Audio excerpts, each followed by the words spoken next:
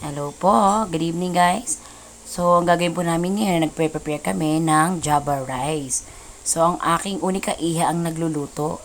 So, ayan, insinalang na po namin ang oil. Tapos, tatanggalin na po namin yung atswete na pangkulay. So, ayan. Habang tinatanggal na po yung atswete, sapat po slow fire lang para hindi, ayan, then ilalagay po na namin ang butter, and then pag natunaw-tunaw na yan, natanggal na yung buto, then the butter, ang ininext naman po namin is yung garlic. Ayan, so saute nyo lang. Ayan, pag natunaw na po yung butter, ayan, inahalo-haluin mo lang para hindi masunog. Ilalagay na po natin ang turmeric powder. So, ayan, nilagay na po namin ang turmeric powder. Luluin mo lang, masalo din. Nilagay na rin po namin ang rice.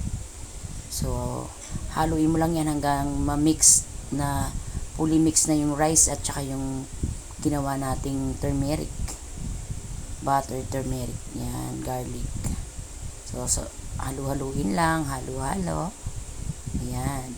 So, lagyan lang po siya natin ng konting panimpla kung anong gusto mo. And then, ayan na po ang finished product. So, thank you guys.